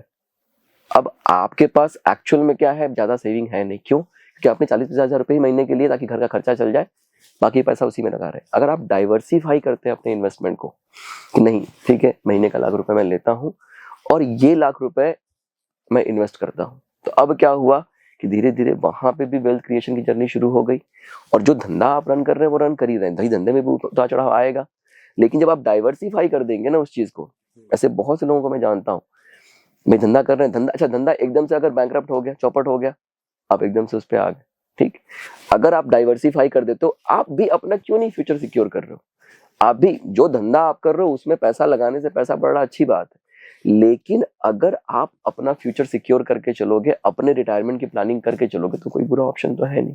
आपने डाइवर्सिफाई किया, और हम लोग ने क्या कहा, जो रूल्स सीखे उसमें यही कहा जा रहा है, भाई ऐसी जगह पे पैसा लगाओ जहां पे कि वो प्रोटेक्टेड रहे। ऐसा भी नहीं कि आपने कुछ लगा के कोई लॉटरी खेल ली, घुड़सवारी में पैसा लगा दिया, ऐसा तो नहीं हो रहा। Right sir, so it's really मतलब the first rule is pay yourself, that's a really wonderful rule. क्या है, एटलीस्ट आप अपने आप को पे करोगे तभी तो कहीं ना कहीं एक जाके इन्वेस्ट करोगे, और वही इन्वेस्टमेंट आपकी और आपकी लाइफ की, आपकी फैमिली की लाइफ को अलग तरीके से एक नई लाइफ दे सकता है। मैं ना एक चीज सबसे बार बार ये कहना चाहूंगा ना कि इस माइंडसेट से बाहर निकलिए कि मैं कम कमाता हूँ। देखिए, किसी की सैलरी 10,000 रुपए, उसमें भी वो अपना घर अच्छे से ही चला रहा है। किसकी सैलरी 10 लाख रुपए, उसमें भी वो दाल चावल ही खा रहा है। जिसकी सैलरी 10,000 रुपए, वो भी दाल चावल ही खा रहा है, ठीक है। तो आप इस माइंडसेट से बाहर निकलिए कि आप कम कमा रहे हैं। जितना आप कमा रहे हैं, एक थंब ऑफ रूल है कि मिनिमम 20% आप जरूर बचाइए। आप एक बार वो आदत डेवलप तो करिए, एक हैबिट तो बनाइए कि हाँ, कि अब मैंने 20% 10,000 का बचाया, कल को अगर 50,000 कमाऊंगा तो उसका भी 20% बचाऊंगा। जब आप एक ये पौधा, एक पेड़ लगाएंगे, तो फिर क्या है ना, आपके अंदर वो वाली एक बात शुरू, मतलब लॉ ऑफ अट्रैक्शन है ये। आप उस माइंडसेट में आ जाते हैं कि अच्छा अब कितना पैसा बना, अब कितना पैसा बना, एक एक करके वो अपने आप जो है बढ़ना शुरू होता है। अब क्या होता है, नहीं तो पैसा आया, पैसा महीने का खर्चा 20,000 रुपए ही, लेकिन कमा 50,000 रहे हैं, तो अब ये 30,000 रुपया क्या हुआ, चलो ये खरीद लो, वो खरीद लो, यहाँ खर्चा कर दिया, पार्टी करने चले गए। तो लोगों को 90% लोगों को तो यही पता नहीं है कि भाई पैसे को इन्वेस्ट करना है, सेव करना है। ये जो हमने अभी आज बात की, लिटरेसी ही नहीं है सर, लिटरेसी नहीं, एक्चुअली में नहीं है सर, फाइनेंशियल लिटरेसी। बड़े बड़े इंजीनियर, बड़े बड़े डॉक्टर लाखों कमा रहे हैं, लेकिन जब उनसे पूछा जाएगा तो उनके पास पैसा नहीं है सर। बड़े बड़े 10-10 लाख रुपए कमाने वाले, जिनको मैं जानता हूँ, 50,000 सैलरी वाले से लेके 5 लाख सैलरी है, 10,000 सैलरी वाले से लेके 10 लाख की सैलरी तक के लोग, बहुत सारे लोग जानता हूँ कि हर मंथ एंड में आते आते 25 पे दे हैड फिनिश्ड, राइट, बिल्कुल फिनिश हो जाते हैं, right. So the thing is there. बहुत अच्छे से आप इस बात को क्लियर कर पा रहे हैं सर। कुछ सवाल और थे जनता के, मतलब बिगेस्ट फाइनेंशियल मिस्टेक्स क्या है सर? देखिए, जो बिगेस्ट फाइनेंशियल मिस्टेक यही है कि हम सेव करके इन्वेस्ट नहीं करते। हमें वो अंडरस्टैंडिंग, जो कंपाउंडिंग का फॉर्मूला है ना, ये हर एक व्यक्ति को आना चाहिए। अगर आपको कंपाउंडिंग का फॉर्मूला आता है, मैंने आपको बच्चे का बताया, सोचिए कितनी पावरफुल चीज है। क्यों आज तक इस पे बात नहीं हुई? हम बच्चे के शादी के लिए कर रहे हैं, हम बच्चे के पढ़ाई के लिए कर रहे हैं, अरे वो सब तो हो ही जाएगा। कंपाउंडिंग का फॉर्मूला कहता है कि time is the biggest. Warren Buffett जो हैं, जो फेमस इन्वेस्टर हैं, उन्होंने 10 या 14 साल की एज में इन्वेस्टमेंट शुरू की, और जब वो 10 साल की एज में उन्होंने शुरू किया तो कहते हैं कि मैं लेट हो गया। तो अगर वो 10 साल की एज में लेट हो रहे हैं, तो जिस दिन आपका बच्चा पैदा हो रहा है, आप सोच के देखिए, उसके नाम से 500 रुपए निकालना शुरू कर दीजिए, इन्वेस्ट करना शुरू कर दीजिए, एक SIP कर दीजिए 1000 रुपए की, तब भी वो बच्चा 10-20 करोड़ 50 करोड़ पे बैठा होगा जब वो अपने रिटायरमेंट पे पहुंचेगा। आपने खाली 1000 रुपए भी डाला ना, तो वो भी एक बहुत बड़ा अमाउंट, क्योंकि उसको टाइम पूरा मिल रहा है कंपाउंडिंग का। तो ये जो मिस्टेक है, इस मिस्टेक से हमें बचना चाहिए। एक्चुअल एज मतलब तो आपने बता दी कि बॉर्न होते ही चालू कर देना चाहिए। आधा इंडिया आज की डेट में मिडिल एज पे है, क्योंकि इस समय यंग इंडिया चल रहा है। लोग 25 से लेके 45 के बीच में बहुत ज्यादा पॉपुलेशन जो है इंडिया की, और मैं उम्मीद कर रहा हूँ 2035 में से लेने हुआ या 2040, 35 से 40, 35 से मान लेते हैं, ओल्डेस्ट इंडिया सबसे बड़ा होगा। दैट्स अ ट्रुथ सर, एक सर्वे है जिसके बारे में बता रहा हूँ। उस समय सबसे ज्यादा रिटायरमेंट प्लान काम आने वाला है सर, और जिसके पास वेल्थ होगी he will survive the well, right? नहीं तो उसमें काम करना पड़ेगा। तो आज की डेट की जनरेशन जिसकी एज 30 साल है या 45 साल है, उसको कितने समय तक, मतलब एक एवरेज लाइफ जीने के लिए 5 करोड़ तो चाहिए। हाँ बिल्कुल ठीक है। इस समय जो महंगाई दर 8%, मतलब कम से कम 5 से 10 करोड़ रुपए चाहिए एक आम आदमी को जीने के लिए। ठीक है, ठीक है। अगर रिटायरमेंट लेना है तो क्या एक्चुअल अमाउंट हो सकता है सर? देखिए कैसा है ना कि अगर आप दो कैटेगरी बना लेते हैं, ठीक है। अगर आप यंग हैं, सिंपल है, जो हम लोग कैलकुलेटर शेयर करेंगे डिस्क्रिप्शन में, उसको डाउनलोड करिए, एक एक्स अमाउंट उसमें डालिए, वो कैलकुलेटर पूरा का पूरा आपको बताएगा कि भाई कितना डालने पे कितना पैसा बनेगा, क्या होगा। एक 10 साल का टाइम फ्रेम बनाइए, उस 10 साल में उस चीज को अचीव करिए, ठीक है। 10 साल का टाइम फ्रेम बनाना है। अगर शादी हो गई, अभी बच्चे नहीं हुए हैं, तब भी आपके लिए वही रूल है, 10 साल का टाइम फ्रेम बनाइए और इन्वेस्टमेंट शुरू कर दीजिए, ठीक है। अपने आप कैलकुलेटर बता देगा भाई आपको महीने का 10,000 करना है, 50,000 करना नहीं, 50,000 की सामर्थ्य है, कोई बात नहीं, 10,000 की सामर्थ्य, 10,000 से शुरू करो, शुरू तो करो, ठीक। बच्चा है, अगर नहीं किया आपने पहले दिन से, कोई बात नहीं, आज समझ में आ रहा है। अब बच्चे का प्लान करिए कि भाई अगले 10 साल 20 साल में मुझे ये एक अमाउंट जो है बच्चे के लिए इकट्ठा करना है। 2 अलग अलग इन्वेस्टमेंट पोर्टफोलियो रखिए। एक, जैसे मैं इन्वेस्ट करता हूं तो मैं अपने बुढ़ापे के लिए करता हूं, मेरी वाइफ इन्वेस्ट करती है, वो बच्चे के लिए करती है। तो अब हमने उसको अलग अलग रखा हुआ है कि जो पैसा मेरे इन्वेस्टमेंट पोर्टफोलियो में आ रहा है वो बुढ़ापे के लिए, जो पैसा वाइफ के इन्वेस्टमेंट पोर्टफोलियो में जा रहा है वो बच्चे के भविष्य के लिए। अब इसने अपने क्लियर कर दिया, इसका टारगेट, इसका गोल अलग है, इसका टारगेट, इसका गोल अलग है, दोनों चीजें अपने हिसाब से ग्रो कर रही हैं। जितना पैसा, जैसे बोनस मिलता है, मत लीजिए कुछ। अगर जरूरत है, गाड़ी लेने की जरूरत, गाड़ी ले लीजिए भाई। अगर आपका गाड़ी है, बोनस आया, आप गाड़ी अपग्रेड कर दे भाई। अकेले ही चलना है आपको, परिवार अगर 3 लोगों का 4 लोगों का है, नहीं चाहिए बड़ी गाड़ी, मत लीजिए। अगर गाड़ी अच्छी कंडीशन में चलने दीजिए उसको, उस एडिशनल पैसे को पुश करिए। जितना ज्यादा एक एक रुपया बचाया हुआ वो काम आने वाला। अच्छा, नहीं बचाएंगे आप ना, तो वो फिजूल खर्ची में ही आने वाला है। पार्टी कर लिया, गाड़ी ले लिया, बड़ा, चलो बड़ा घर ले लेते हैं, ठीक है, नहीं जरूरत अगर बड़े घर की तो मत लीजिए, क्योंकि वैसे भी घर आज आप लेंगे, 30-40 साल के बाद वो घर वैसे भी कोई बहुत मतलब नहीं उस चीज का। इन्वेस्ट करिए, बुढ़ापे में बड़ा घर ले लीजिए, जो आपका पैसा अच्छा खासा, मतलब इन्वेस्ट किया हुआ पैसा ही जो है। मैं एक व्यक्ति को जानता हूँ वो US गए, वहां पे उन्होंने बोला कि, और ये लाइव बता रहा हूँ, मतलब ट्रू स्टोरी बता रहा हूँ आपसे। तो वहां वो गए, उन्होंने बोला कि भाई मैं वहां गया, मेरा एक ही गोल था कि जितने दिन मैं यहाँ हूँ मैं पूरा पैसा बचाऊंगा। तो वहां उन्होंने बहुत ऐसे लाइफ स्टाइल नहीं जी, BMW गाड़ी नहीं खरीद ली, लोग खरीद लेते हैं क्योंकि मिल जाती है आराम से वहां, ऑडी नहीं खरीद ली, नॉर्मल सी गाड़ी ले ली, सही तरीके से घर पे खाना खाना, ये हेल्थ भी अच्छा रह गया उनका। 8 करोड़ रुपए जो है अपना पोर्टफोलियो वो 8 करोड़ का बना के आ गए, ठीक है। साल का अगर 12% रिटर्न मान ले हम, 12×8 = 96, 1 करोड़ रुपए जो है उनको साल का खाली इंटरेस्ट मिल रहा है। वो ये कहते हैं कि जितनी मेरी सैलरी इंडिया में है उससे ज्यादा मुझे इंटरेस्ट आता है। आपको क्या लगता है 1 करोड़ खर्चा कर सकते हैं वो? भाई अगर आपका घर भी आपके नाम से है, लायबिलिटी नहीं है, अब वो जो 1 करोड़ रुपया उसमें 10, 20, 50 लाख भी खर्चा कर दिया तो 50 लाख फिर भी तो ऐड हो रहा है ना मूल में। तो अब अगले साल 8.5 करोड़ पे 12% मिलेगा, उसके अगले साल फिर 9 करोड़ पे 12% मिलेगा, समझ रहे हैं? तो कैसे पैसा अपने आप बढ़ता, आपको इनिशियल जो पहला करोड़ है ना वो बड़ा डिफिकल्ट होता है क्योंकि उसमें पैसा बहुत तेजी से बढ़ता है, लेकिन जब बढ़ना शुरू होता है ना तो फिर आप क्या कमा रहे हैं नहीं कमा रहे हैं सब सेकेंडरी हो जाता है, अपने आप बढ़ना शुरू हो जाता है। बहुत पावरफुल आपने फॉर्मूला बता दिया सर। तो अब जो बच्चों को कैसे बात सिखाई जाए सर? मतलब सबसे बड़ी चीज है कि आपने मुझे समझाई। एक यहाँ पे मेरे व्यूअर्स होंगे, कोई 40 साल का, कोई 30 साल का, कोई 35 साल का, राइट? आज मैं करना सीखूंगा, मैं 16 साल में जाके अपने बच्चों को बात समझाऊं। तो जो आप बार बार एक बात करें, बीज बो दो, तो क्या मैं ये अपने बच्चे के 6-7 साल के 10 साल के दिमाग में बीज बो सकते? तो राहुल सर एक ना आपको कहावत बताता हूँ, ठीक है? हमारे बनारस में कहावत है कि पूत कपूत तो क्या धन संचय, पूत सपूत तो क्या धन संचय। वाह, तो मतलब ही समझा दीजिए। लोगों ने पता इसका गलत मीनिंग क्या निकाल लिया कि भाई मैं पैसे बनाऊं क्यों, पैसे बचाऊं क्यों। पहले इसका हिंदी अर्थात समझा दीजिए सर मुझे। उनका कहना ये है कि भाई अगर लड़का नालायक है तो 1000 करोड़ बचा के भी जाओगे तब भी खर्च कर देगा, लड़का अगर लायक है तो बचाना क्यों, अगर लायक है तो कमा ही लेगा, ठीक है? लेकिन ये इसका ट्रू मीनिंग क्या है कि आपकी जिम्मेदारी है वेल्थ क्रिएट करना अपने नेक्स्ट जनरेशन के लिए, वो आप करिए, लेकिन अपने बच्चे को भी सिखाइए कि क्या होता है वेल्थ। ये जो क्रिएशन की जर्नी है उसमें उसको भी इन्वॉल्व करिए कि भाई ये कंपाउंडिंग का फॉर्मूला है, ये जो तुम पैसा खर्च कर रहे हो, मतलब एक समय के बाद जैसे बच्चा अगर 8-10 साल का हो गया ना उसका आपको इन्वेस्टमेंट पोर्टफोलियो बना लेना चाहिए। क्यों? उसके अंदर एक ये थॉट, जैसे हम क्या करते हैं घरों में, क्या करते हैं मिडिल क्लास में, क्या करते हैं, गुल्लक दे देते हैं, राइट? अच्छा गुल्लक देखिए आप देते हैं तो बच्चा पैसा इकट्ठा कर देता है, वो गुल्लक भर जाती है पूरी, राइट? लेकिन वो तो लिमिटेड हुआ ना।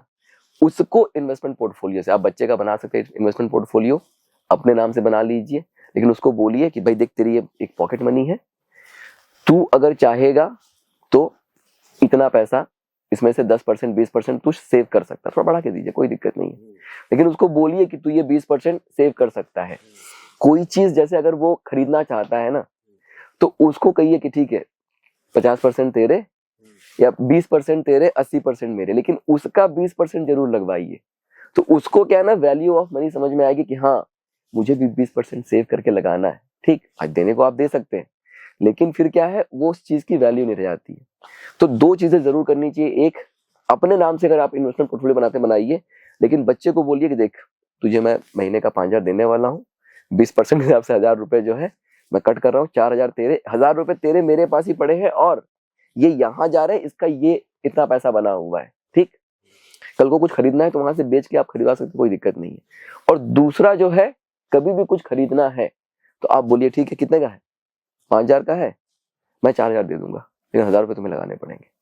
अब वो 1000 रुपए जब बच्चा खुद का लगाएगा ना, देखिए उसकी वैल्यू चेंज हो जाएगी। तो ये 2 चीजें अगर हमने बच्चों के अंदर डाल दी तो वो फिर कपूत कभी नहीं बन पाएगा। उसको पैसे की, हमारे यहाँ मिडिल क्लास में होता क्या है ना, हम बच्चों को सिखाते ही नहीं। जो लोग बिजनेस वाले हैं, जो परिवार, उनको बचपन से पैसे के बारे में बताया जाता है। धंधा का मतलब क्या है, पैसे कैसे बनाए जाएंगे। लेकिन जो बिगर ऑडियंस है ना, उनको कोई पैसे के बारे में बच्चों को कौन सिखाता, कोई नहीं। खुद को उनको ही नहीं पता तो वो क्या बच्चों को सिखाएंगे। तो ये चीज बचपन से जरूर डालनी चाहिए ताकि बच्चा फिर पैसे को समझे। और वो सबसे बड़ी बात है कि वेल्थ क्रिएशन जो है ना इन्वेस्टमेंट की चीजों से जुड़े, कि हाँ उसको खुद लगे करे मैंने 1000 रुपए डाले अब 1500 हो गए, तो क्योंकि उसको फिर भाई वो गुल्लक में भी पैसे वही करता है, उसको आप बड़े पर्सपेक्टिव में लेके जाएंगे। ग्रेट सर, अगर हमारे व्यूअर्स आपसे अगर ये सीखना चाहें फाइनेंशियल, तो अभी तो हमने बहुत शॉर्ट में, हमने 30 मिनट में बता रहे, 7 दिन आप पढ़ाते हैं इस बात को, जिसमें आप कोई प्रोडक्ट का नाम भी बताते हैं, कोई कहाँ पे इन्वेस्ट करनी चाहिए, कहाँ पे नहीं करनी चाहिए? मैं बताता हूँ, लेकिन मैं मतलब डिस्क्लेमर भी रहता है कि भाई ये दीज आर द रिकमेंडेशन, लेकिन ऐसा नहीं है कि उनके साथ कोई मैं एसोसिएटेड हूँ कि भाई आप इसमें डालोगे तो हमें कुछ पैसा मिलेगा। रिस्क इज योर, लेकिन हाँ जिन चीजों में मैं इन्वेस्ट करता हूँ मैं वो शेयर कर देता हूँ कि आप इन चीजों में पैसा लगा लीजिए, बिल्कुल आपको मतलब सही, अगर लॉन्ग टर्म में आप जाएंगे तो आपको नुकसान नहीं। मतलब वो जरूरी नहीं उस समय का मूड, उस समय की पोर्टफोलियो मार्केटिंग जो चल रही है तो जो चल रहा है बता दी। वैसा भी नहीं है। देखिए, अगर आप ट्रेडिंग करते हैं ना या किसी इंडिविजुअल स्टॉक में पैसा लगाते हैं तो वो एक अलग गेम है, आपको स्टॉक की अंडरस्टैंडिंग है क्या। लेकिन अगर आप एसआईपी में पैसा लगाते हैं तो एसआईपी में बिल्कुल कोई दिक्कत नहीं है। अगर आपका लॉन्ग टर्म का वो है, विजन है, तो एसआईपी में दिक्कत है ही नहीं, मतलब कहीं से कोई दिक्कत नहीं है। स्पेशली इंडिया में तो 12% 15% तो ऐसे आंख बंद करके मिलने वाला है। आपको कुछ स्पेशल नॉलेज भी नहीं चाहिए आपको उस चीज के लिए। Great sir, great, it's really wonderful session with you sir. तो इसके अलावा सर हमारे कुछ व्यूअर्स को आप टिप देना चाहेंगे, स्पेशली फाइनेंशियल टिप्स? देखिए, फाइनेंशियल टिप यही है कि ये माइंडसेट डेवलप करिए। जैसे मैं था, मैं भी बहुत पैसे खर्च करता था, जितना आता था सब खर्च कर देता था। फिर जब मैंने इन्वेस्टमेंट, ये जो डर है ना हमारे मन में बैठा हुआ, उस डर को निकालिए कि मैं पैसे लगाऊंगा मेरा पैसा डूब जाएगा, मेरा पैसा, भाई डूब तो वैसे भी रहा है, क्योंकि पैसे तो आप ऐसे भी बचा नहीं रहे हो। तो अगर आपके 30,000 रुपए अगर आप महीने का कमाते हो तो खर्चा सारा ही कर दे रहे हो ना, तो डूब तो वैसे भी रहा है। अब वहां से अगर 5,000 बचा के आप लगाना शुरू कर देते हो तो अब ये मान के चलो कि ये पैसा तो वैसे भी था नहीं। तो अब जब आप उस माइंडसेट में आ जाओगे ना कि ये पैसा तो वैसे भी नहीं था, तो आपके अंदर से वो फियर निकल जाएगा। जब फियर निकल जाएगा और धीरे धीरे वो पैसा, और मार्केट बहुत सेफ है, ऐसी जगह पे पैसा लगाइए जहां पे नोन है, एसआईपीज नोन है, जो अच्छे फंड हाउसेज हैं उनमें पैसा लगाइए। शॉर्टकट मत चक्कर में मत पड़िए। अगर आप शॉर्टकट में जाएं, कोई आपको बोलता है कि ये स्टॉक ले लो, इसमें डबल हो जाएगा, ट्रिपल, कोई फायदा नहीं है। चलिए एक बार डबल हो भी गया, आपने 1 लाख लगाया, वो ट्रिपल हो गया, 3 लाख बन गए, 3 लाख से जीवन बदल जाएगा आपका। सर, वेल्थ क्रिएशन की जर्नी में आइए आप लोग। 1 लाख 2 लाख 5 लाख 10 लाख से जीवन नहीं बदलेगा। वो सिर्फ एक एक्साइटमेंट है कि हाँ मैंने कहीं 5 लाख लगाया, वो 10 लाख रुपए हो गए, लेकिन वो 10 लाख से भाग्य नहीं बदलने वाला है।